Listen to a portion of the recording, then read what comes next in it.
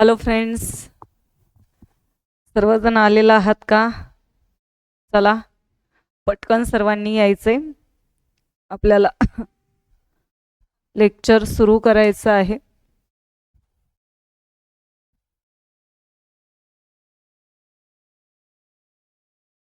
Okay, चलो सर्वांनी फास्टमध्ये यायचे. आपण लेक्चरला सुरुवात करणार आहोत.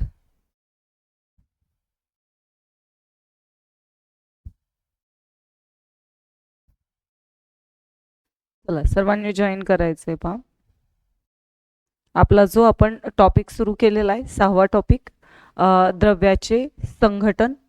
तर हा टॉपिक आपण अर्धा झालेला आहे. आपला राहिला आहे अर्धा, तेवढा आपण कंप्लीट करून घेणार आहोत आज 6वा चॅप्टर. आणि उद्या मग 7व्या चॅप्टरला आपण सुरुवात करणार आहोत. ओके. आणि यूट्यूबवरती आपण 10वा आणि 11वा जो टॉपिक आहे तर तो शिकवणार आहोत. 10वा टॉपिक झालाय, त्याची व्हिडिओजही आपण अपलोड केलेली आहेत, तेही पाहून घ्यायचे. त्यालाही जॉईन व्हायचंय रोजच्या रोज. यूट्यूबलाही सर्वांनी रोज जॉईन करायचं आहे.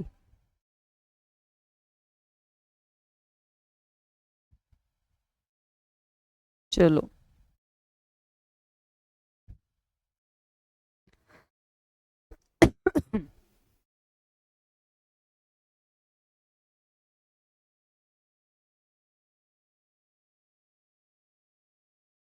चला या पटापट या.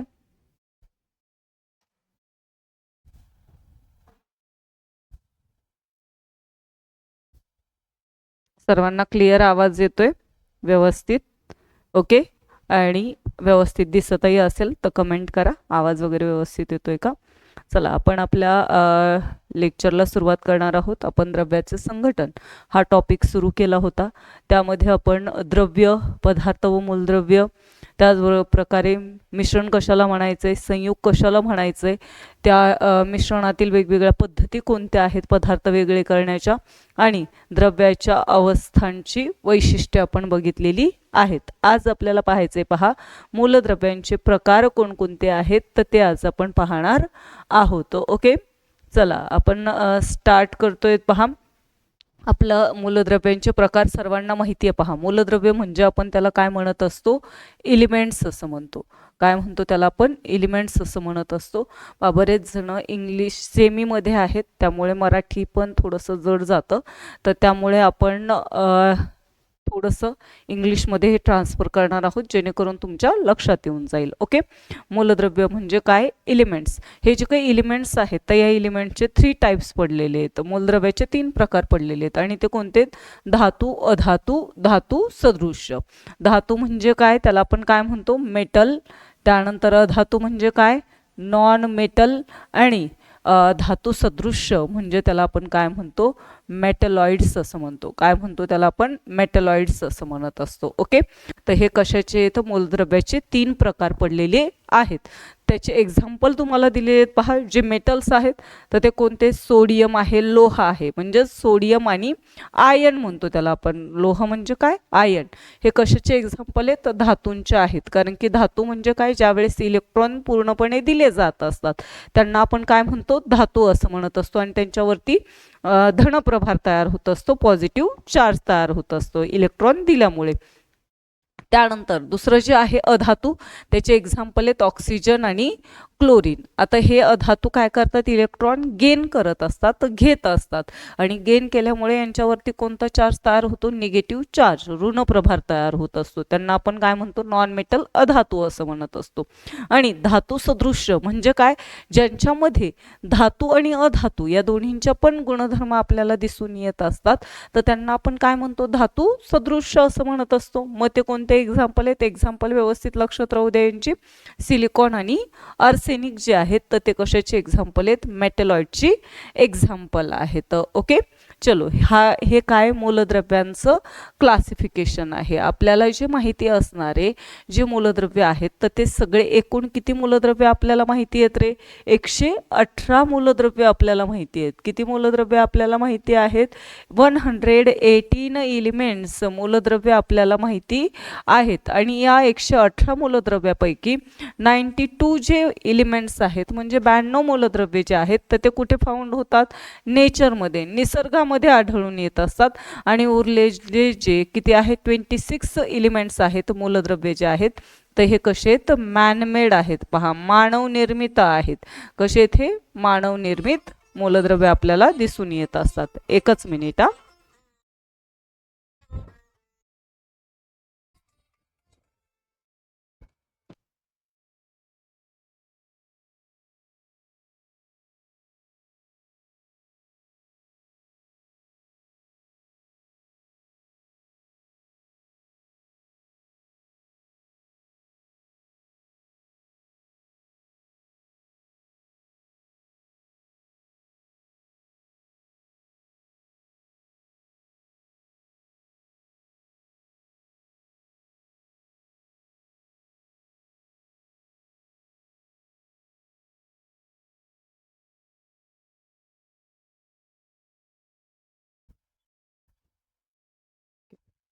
चलो ओके, पहा काय सांगितलंय तुम्हाला? मूलद्रव्यांची आपण प्रकार बघितलेली आहेत. ओके, चला नेक्स्ट आपल्याला पाहायचं आहे आता संयुगांचे आपल्याला प्रकार पाहायचेत. काय आहेत? कंपाऊंड. संयुगे म्हणजे काय? कंपाऊंड म्हणायचंय त्याला. काय म्हणायचंय? कंपाऊंड. आता या कंपाऊंडचे आपल्याला टाईप पाहायचेत. तर कंपाऊंडचे किती टाईप पडलेले आहेत? 3 टाईप पडलेले आहेत. पहा, आता या ठिकाणी 2च आहेत. पुढे आपल्याला एक टाईप बघायचा आहे. पुढे पण आहे. हां, पुढे पण आहे. याच्यावरती आपल्याला 2 टाईप बघायचेत. आणि तो कोणते आहेत? पहा, सेंद्रिय संयुगे किंवा त्यांना काय म्हणायचे? कार्बनी संयुगे असं म्हणायचं. इंग्लिशमध्ये याला आपण काय म्हणतो? ऑर्गॅनिक कंपाऊंड असं म्हणतो. काय म्हणतो याला आपण? ऑर्गॅनिक कंपाऊंड असं म्हणत असतो. ओके, मग आता हे जे काही ऑर्गॅनिक कंपाऊंड आहेत किंवा सेंद्रिय संयुगे त्यालाच आपण कार्बनी संयुगे असे म्हणतात. तर हे काय आहेत हे आपल्याला पाहायचे. तर पहा, जी संयुगे हवेमध्ये तीव्रपणे तापवली असता त्यांचा ऑक्सिजन बरोबर संयोग होऊन काही वायुरूप पदार्थ तयार होतात. काय तयार होतात? वायुरूप पदार्थ तयार होत असतात. व ज्वलन पूर्ण न झाल्यास म्हणजे ज्वलन जर पूर्ण नाही झालं तर खाली काय तयार होतं? अवशेष रूपाने काळ्या रंगाचा कार्बन राहतो. काय राहतो? काळ्या रंगाचा कार्बन राहत असतो. त्या संयुगांना काय म्हटलं जातं? सेंद्रिय संयुगे असं म्हटलं जात असतं. म्हणजेच त्याला आपल्याला काय म्हणायचंय? ऑर्गॅनिक कंपाऊंड असं म्हणायचंय. पहा, जे कंपाऊंड आपण कंबशन केल्याच्या नंतर स्ट्रॉंग हीट दिल्याच्या नंतर यांचं कशाबरोबर? हवेमधील ऑक्सिजन बरोबर काय होतो? कॉम्बिनेशन होत असतं, संयोग होत असतो. आणि तो संयोग झाल्याच्या नंतर कंप्लीट कॉम्बिनेशन जर झालं तर त्याचं रूपांतर कशामध्ये होतं? त्याचं कन्व्हर्जन कशामध्ये होतं? गॅसियस सबस्टन्सेस, वायुरूप पदार्थामध्ये होतं. आणि जर याचं इनकम्प्लीट कंबशन झालं, या पदार्थांचं, या सबस्टन्सेस इनकम्प्लीट जर कंबशन झालं तर त्याला काय उरतात? खाली काही अवशेष उरत असतात, प्रेसिपिटेट उरत असतात. आणि त्यांचा जो रंग असतो तो कोणता असतो? काळा रंग असतो. काळ्या रंगाचे काय राहतात? कार्बन खाली राहत असतात. काळ्या रंगाचे ब्लॅक कलरचा एक सबस्टन्स राहत असतो. तर तो ब्लॅक कलरचा सबस्टन्स म्हणजे त्याला आपण काय म्हणतो? कार्बन असं म्हणत असतो. मग जे खाली ब्लॅक कलरचे सबस्टन्स राहत असतात तर त्या कंपाऊंडला कोणतं कंपाऊंड म्हणायचं आपल्याला? सेंद्रिय संयुगे किंवा त्यालाच काय म्हटलं जातं? कार्बनी संयुगे असं म्हटलं जात असतं. ओके, त्यालाच आपण ऑर्गॅनिक कंपाऊंड असं म्हणत असतो. मग हे ऑर्गॅनिक कंपाऊंड कोणते आहेत बरं? Which of this organic compound? मग ते कोणते आहेत?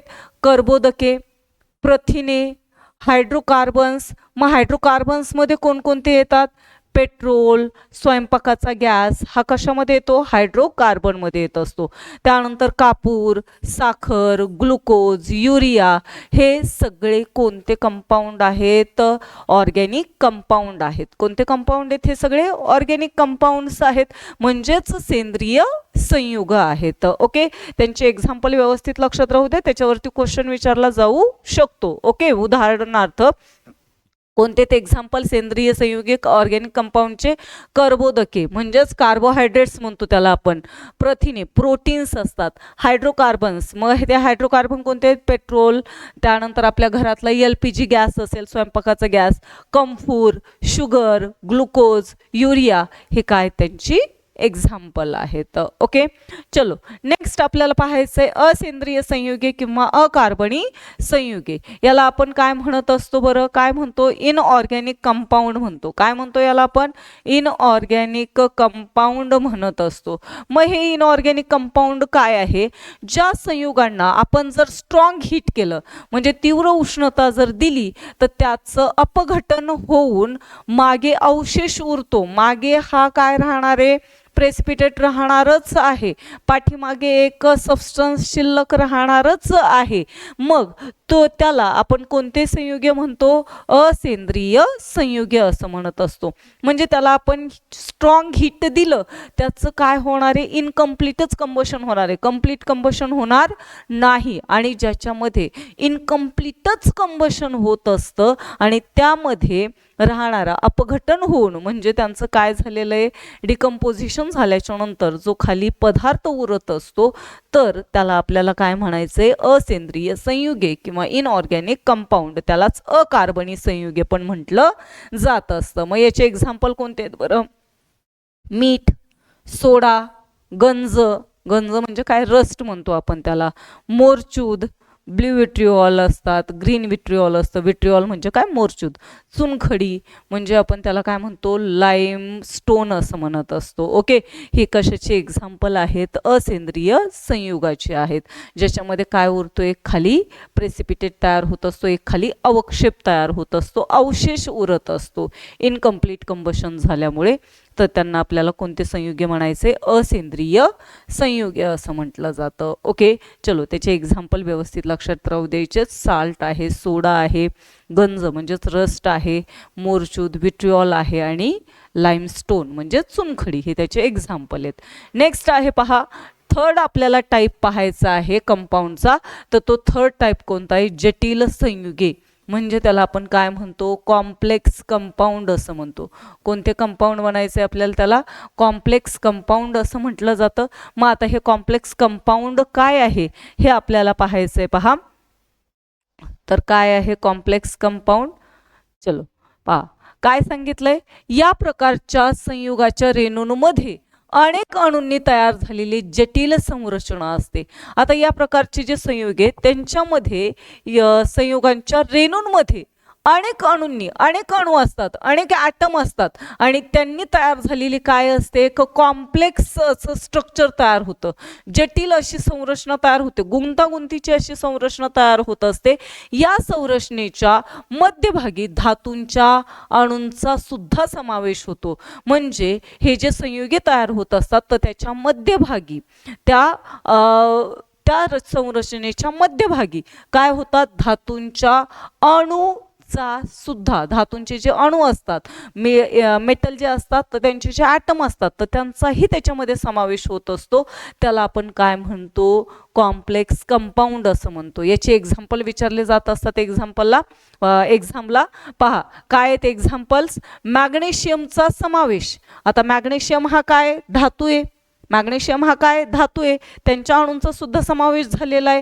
मग मॅग्नेशियमचा समावेश असलेले क्लोरोफिल, क्लोरोफिल प्लांटमध्ये आपल्याला दिसून येत असतात क्लोरोफिल. ओके हरितद्रव्य.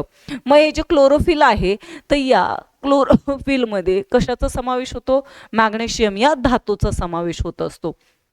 लोह, लोह म्हणजे काय, आयन, आयन जे आहे तर या आयनचा समावेश कशामध्ये होत असतो, हिमोग्लोबिनमध्ये, हिमोग्लोबिनमध्ये होत असतो. ओके आपल्या बॉडीमध्ये जे हिमोग्लोबिन आहे ब्लडमध्ये असलेलं तर त्याच्यामध्ये कशाचा समावेश होतो, आयन म्हणजे लोहाचा समावेश होत असतो. हा पण एक धातू आहे. कोबाल्ट, कोबाल्टचा समावेश सायनोकोबालमिन कशामध्ये होतो, कोबाल्टचा समावेश सायनोकोबालमिन यामध्ये होत असतो. लक्षात राहू द्या व्यवस्थित, हे पॉइंट व्यवस्थित लक्षात राहू द्या. कोबाल्टचा समावेश जो आहे तर हा कशामध्ये होत असतो, सायनोकोबालमिन मध्ये होत असतो. जीवनसत्व कोणतं आहे, B12, विटॅमिन B12, सायनोकोबालमिन हे काय, विटॅमिन B12 आहे. ओके, हे कशाचे टाइप्स आहेत? कंपाऊंडचे 3 टाइप्स आपण बघितलेले आहेत. ओके, सर्वांना समजलंय का? सर्वांनी कमेंट करून टाकायचंय. चला, समजलं असेल तर सर्वांनी कमेंट करून टाकायचं आहे. ओके, चलो, चला नेक्स्ट आपल्याला पाहायचंय. पहा, काय पाहायचंय? प्रावस्था. आता हे प्रावस्था काय? फेज म्हणतो आपण त्याला. काय म्हणायचं याला आपल्याला? फेज. फेज म्हणजे काय? प्रावस्था. आता या प्रावस्था काय? पहा, एकसारखे संघटन असलेल्या द्रव्याच्या भागाला, एकसारखंच संघटन असतं, त्याचं कंपोजिशन कसं असतं? एकसारखंच असतं, वेगवेगळं कंपोजिशन नसतं, एकसारखंच संघटन असलेल्या द्रव्याच्या भागाला काय म्हणायचंय? प्रावस्था असं म्हटलं जातं, म्हणजेच फेज असं म्हणतात. त्याच्यामध्ये वेगवेगळ्या प्रकारच्या फेज दिसून येत नाहीत, वेगवेगळ्या निरनिराळ्या. जसं पाणी आणि तेल जर घेतलं तर त्याच्या वेगवेगळ्या फेजेस दिसून येत असतात, तसं नाही. एकाच प्रकारची ज्या वेळेस काय येतं? संघटन आपल्याला दिसून येत असतं, तर त्या द्रव्याच्या भागाला काय म्हणायचं? आपल्याला प्रावस्था. म्हणजे वॉटर असेल तर त्याचं एक काय आहे? ती एकसारखंच काय असतं? त्याचं संघटन असतं, त्यामुळे त्याला आपण काय म्हणतो? फेज असं म्हणतो, म्हणजे प्रावस्था असं म्हणायचंय. मग पहा, हे जे काही प्रावस्था आहे तर याचेच म्हणायच्या ऐवजी मिश्रणाचे प्रकार पाहू आपण. फेजेस जे आहेत तर ते आपल्याला पुढे पाहायचे. सिंगल फेज असते तर ते आपल्याला पाहायचंय. मिश्रणाचे 2 प्रकार आहेत. कोणते आहेत ते? समांगी मिश्रण आणि विषमांगी मिश्रण. समांगी म्हणजे काय? Homogeneous mixture. काय म्हटलं जातं? Homogeneous mixture. Okay, homogeneous mixture म्हणजे काय? समांगी मिश्रण. आणि हेट्रोजिनस मिक्सचर म्हणजे त्याला आपल्याला काय म्हणायचंय? विषमांगी मिश्रण असं म्हणायचंय.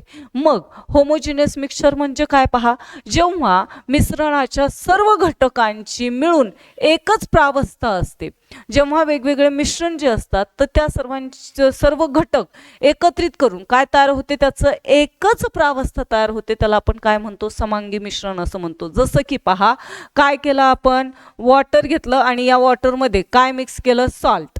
काय मिक्स केलं? सॉल्ट. वॉटर, पाणी, आणि त्या पाण्यामध्ये काय मिक्स केलं? सॉल्ट मिक्स केलं. मग आता त्याची एकच आपल्याला काय फेज दिसून येते? साल्टी वॉटर, म्हणजे खारं पाणी दिसून येतं. मग या मिश्रणाला आपल्याला काय म्हणायचंय?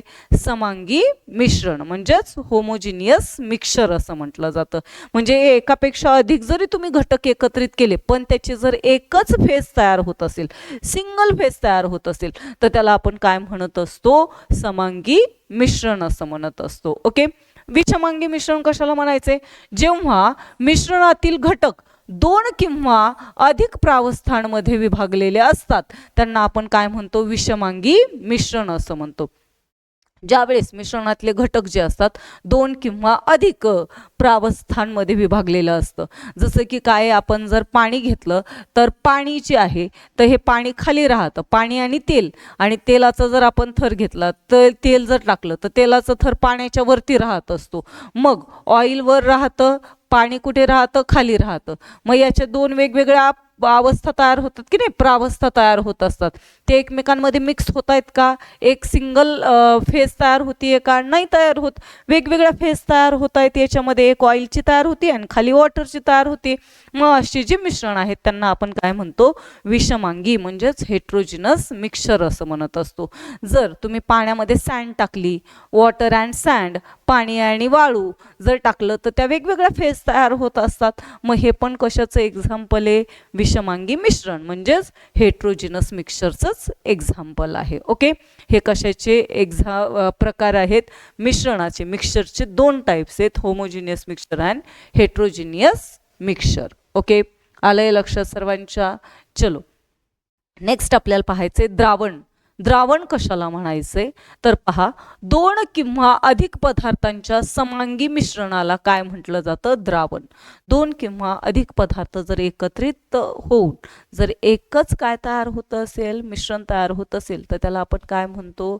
द्रावण असं म्हणतो. जसं की मी तुम्हाला आत्ताच सांगितलं की जर आपण काय घेतलं? पाणी घेतलं आणि त्या पाण्यामध्ये जर आपण साल्ट टाकलं, म्हणजेच मीठ जर टाकलं, साल्ट म्हणजेच मीठ टाकलं वॉटरमध्ये, तर आपल्याला शेवटी शेवटी आपल्याला काय मिळतं, मीठ या पाण्यामध्ये विरघळून जातं आणि मीठ या पाण्यामध्ये विरघळल्याच्या नंतर आपल्याला शेवट काय मिळतं, साल्टी वॉटर मिळून जातं.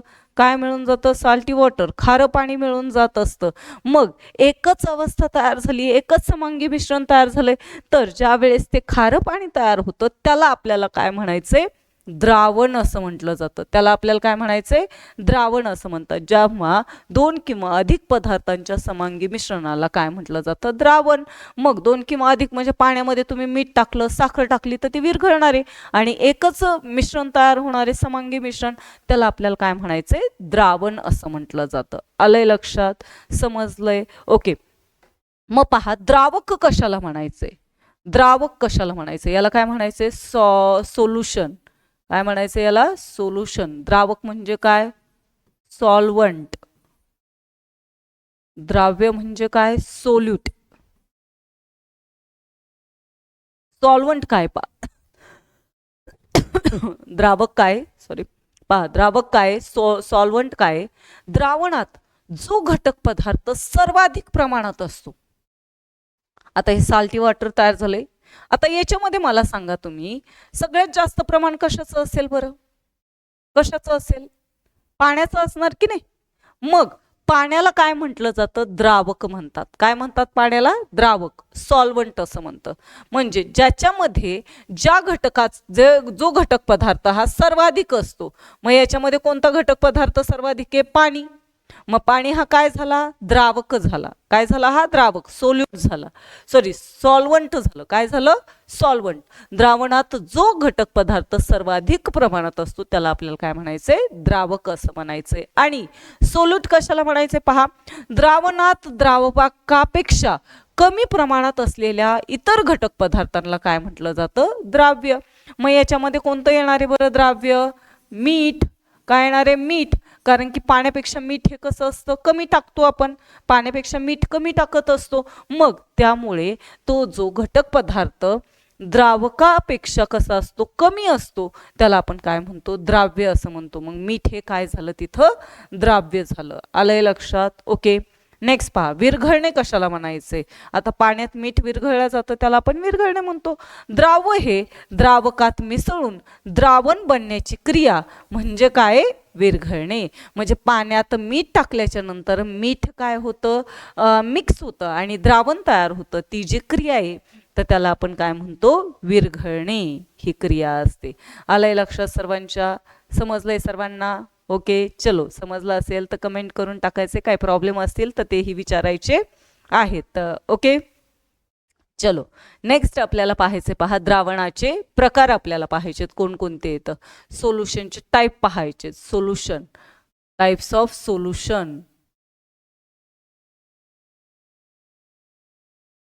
Types of solution. सोल्युशनचे प्रकार बघायचेत. कोणता आहे पहा, द्रवामध्ये स्थायू. कशामध्ये, द्रवामध्ये स्थायू म्हणजे लिक्विडमध्ये काय, सॉलिड आहे. लिक्विडमध्ये सॉलिड आहे. ओके. मग त्याचे एक्झाम्पल लक्षात ठेवायचे, फक्त साखरेचा पाक. कारण की काय करतो आपण, पाण्यात साखर टाकतो म्हणजे लिक्विडमध्ये काय टाकतो, सॉलिड टाकतो. साखरेचा पाक, पाण्यात विरघळलेले मीठ. मग पाण्यात काय टाकतो, सॉलिड मीठ टाकतो, सॉलिड आहे. मीठ हे कसं आहे, सॉलिड आहे. वॉटर हे कसं आहे, लिक्विड. म्हणजे द्रवामध्ये स्थायू. कळालंय त्याचे एक्झाम्पल. नेक्स्ट पहा, द्रवामध्ये द्रव म्हणजे लिक्विड इन लिक्विड. लिक्विडमध्येच लिक्विड असेल तर काय आहे, विनेगर, विरल सल्फ्युरिक आम्ल, हे काय, लिक्विड इन लिक्विड आहेत. म्हणजे द्रवामध्येच काय टाकलं जातं, द्रव टाकल्या जातं.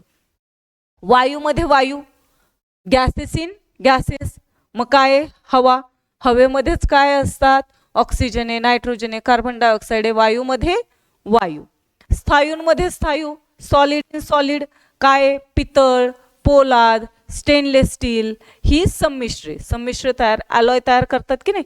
मग वेगवेगळ्या प्रकारचे काय असतात त्याच्यामध्ये, जसं की कॉपर, कॉपरमध्ये टीन ॲड केलं जात असतं. दोन्ही पण काय, स्थायूच आहेत आणि त्याच्यापासून पण काय तयार होतो, स्थायूच तयार होत असतो. म्हणजे स्थायूमध्ये स्थायू.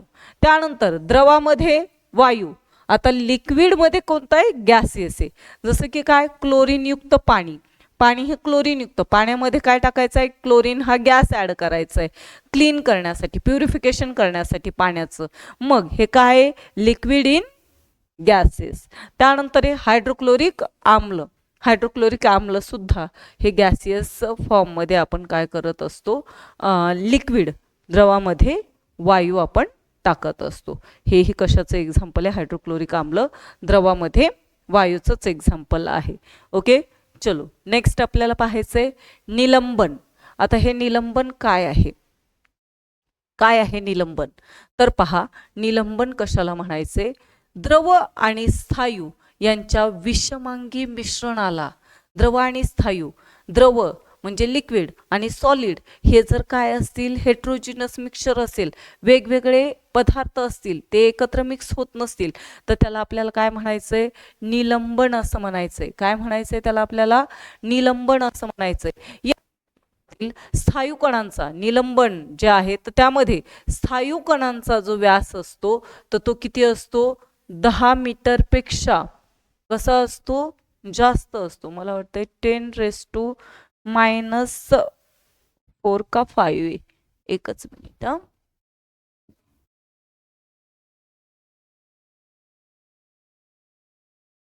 एकच मिनिट आपण एकदा चेक करू काय सस्पेन्शन. सस्पेन्शन म्हणजे काय, निलंबन 10⁻⁴ मीटर. यस, मला तेच वाटत होतं. 10⁻⁴ मीटरपेक्षा कसं असतो, जास्त असतो. निलंबन म्हणजे काय, सस्पेन्शन आपण म्हणत असतो. आणि त्या सस्पेन्शनमध्ये स्थायू कणांचा जो व्यास आहे तर तो किती असतो, 10⁻⁴ मीटरपेक्षा जास्त असतो. आणि त्यामुळे त्यातून प्रकाशाचं काय होतं नाही, प्रकाशाचं संक्रमण होत नाही, म्हणजे प्रकाशाचं काय होत नाही, आजूबाजूला तो जात नाही. त्यामुळेच ओके, गाळण क्रियेने, गाळण क्रिया, गाळण्याची क्रिया असते, फिल्ट्रेशन मेथड असते, तर त्याने या सस्पेन्शन निलंबनातील द्रव व वायू घटकांचं विलगीकरण करता येत असतं. म्हणजे द्रव आणि वायू पदार्थ आपण वेगळे करू शकतो. कोणत्या क्रियेने, फिल्ट्रेशन मेथडने. कोणत्या, फिल्टरेशन मेथड, फिल्ट्रेशन मेथडने करू शकतो. उदाहरणार्थ पाणी व भुसा यांचं विषमांगी मिश्रण फिल्ट्रेशन करून करू शकतो. गाळण कागदाने आपण गाळून काढू शकतो, पाणी खाली येईल आणि वरती भुसा राहील. ओके, याला आपण काय म्हणतो, सस्पेन्शन असं म्हणत असतो. चलो नेक्स्ट आपल्याला पाहायचंय, पहा काय आहे, कलील कशाला म्हणायचे, कोलाइड कशाला म्हणायचे. तर कोलाइड काय, ज्या विषमांगी मिश्रणात कण व द्रावण एक समान मिसळलेले असतात.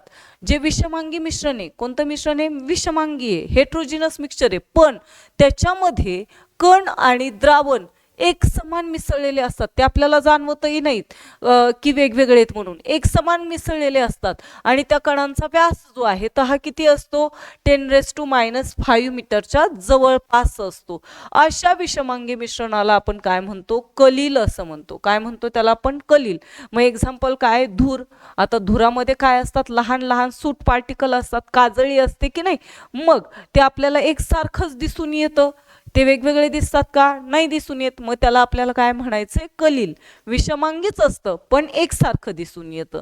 त्यानंतर धुकं, फॉग म्हणतो, ढग, दूध, रक्त, हे काय आहे तर कलीलचे एक्झाम्पल आहेत, कोलाइडची एक्झाम्पल आहेत. ओके, कोलाइडचे एक्झाम्पल आहेत. त्यानंतर पहा आपल्याला पाहायचंय रेणुसूत्र कसं लिहायचंय. आता रेणुसूत्र कसं लिहायचंय हे मी अगोदर पण सांगितलेलं आहे.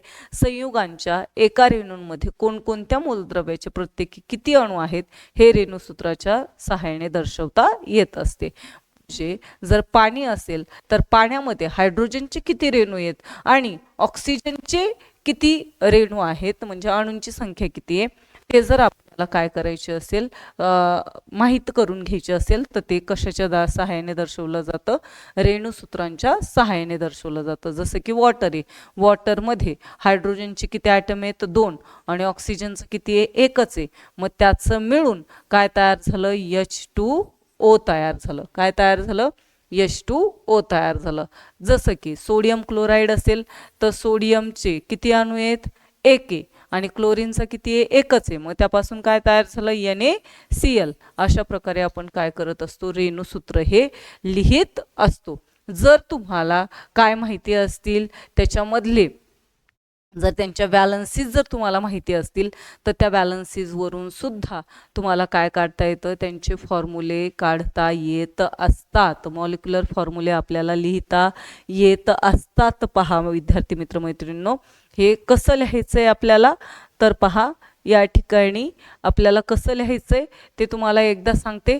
जसं की तुम्हाला कार्बन डायऑक्साईडचं सिम्बॉल, तुम्हाला मॉलिक्युलर फॉर्म्युला माहिती नाही आहे, मग सगळ्यात पहिल्यांदा तुम्हाला त्यांचे काय आहेत, कार्बनचं आणि ऑक्सिजनचं सिम्बॉल लिहून घ्यायचं आहे. कारण की कार्बन आणि ऑक्सिजन यांचं मिळूनच काय तयार होतं, कार्बन डायऑक्साईड तयार होतं. काय तयार होतं, कार्बन डायऑक्साईड. आता आपल्याला माहिती नाही त्याचा मॉलिक्युलर फॉर्म्युला, पण हे कसं लिहायचं आहे, याच्यामध्ये आपल्याला कार्बनचं काय माहिती आहे बरं, कार्बनचं आपल्याला बॅलन्सी माहिती आहे. कार्बनचा ॲटॉमिक नंबर किती आहे, 6. मग पहिल्या शेलमध्ये 2 आणि आउटरमोस्ट शेलमध्ये किती येतात, 4. मग कार्बनची बॅलन्सी किती येते, 4. ऑक्सिजनचा किती ॲटॉमिक नंबर आहे, 8 आहे. मग 8 आहे तर पहिल्या शेलमध्ये 2 आणि आउटरमोस्ट सेलमध्ये किती येतात, 6. ऑक्टेट कंप्लीट करायला ऑक्सिजनला कितीची आवश्यकता असते, 2ची. त्यामुळे त्याची बॅलन्सी किती आली, 2 आली. बॅलन्सीस कार्बनची 4 आणि ऑक्सिजनची 2. यांचं तिरकस गुणाकार करायचा आहे. काय करायचं आहे, तिरकस गुणाकार करायचा आहे. काय आलं बरं, C2O4 आलं. काय आलं, C2O4 आलं. जर याला भाग जात असेल तर देऊन टाकायचा. 2 ने जातो, बे एक बे, बे दुने 4. ओके, मग काय येणार आहे याचं, CO2. काय आलं मग, कार्बन डायऑक्साईडचा जो मॉलिक्युलर फॉर्म्युला आहे तर तो काय आला, CO2 आलेला आहे. कळालंय सर्वांना, समजलंय, आलंय लक्षात. हायड्रोजन म्हणजे वॉटरचं पण तुम्ही काढू शकतात. वॉटरचं काय, हायड्रोजन आणि ऑक्सिजनचं मिळून आहे. हायड्रोजनचं किती बॅलन्सी आहे, 1. ऑक्सिजनची किती आहे, 2. मग तुम्ही काय करणार याचं, मग क्रॉस मल्टिप्लिकेशन, H2O. आता इथं भाग द्यायची पण गरज नाही आहे, कारण की 2ला इथं 1 येणार आहे, 2ला 1ने भाग जात नाही. मग H2O हे काय झालं, वॉटरचा मॉलिक्युलर फॉर्म्युला झाला. ओके, त्यानंतर आणखी कशाचं आहे, कशाचं काढता येईल तुम्हाला, मिथेनचाही काढता येईल. मिथेनचं काय, मिथेनमध्ये काय असतं, हायड्रोजन आणि कार्बन असतं. कार्बनचं किती आहे, 4. हायड्रोजनचं किती आहे, 1. मग काय करायचं आहे, तिरकस गुणाकार, CH4. एक लिहिला नाही लिहिला तरी पण चालतो. हे कशाचा आला, मिथेनचा मॉलिक्युलर फॉर्म्युला आला. अशा प्रकारे तुम्ही काय करू शकता, मॉलिक्युलर फॉर्म्युले काढू शकता. ओके, या ठिकाणी जो आपण चॅप्टर सुरू केलेला आहे तर तो या ठिकाणी संपलेला आहे.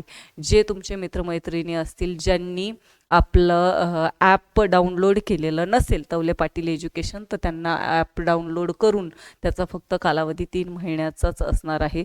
तुम्हाला फक्त 49 रुपयामध्ये आपण हे सध्या ॲप अवेलेबल करून दिलेलं आहे. त्यामध्ये तुम्हाला सगळ्या प्रकारचे व्हिडिओज वगैरे रेकॉर्डेड मिळून जातील. ओके, चलो.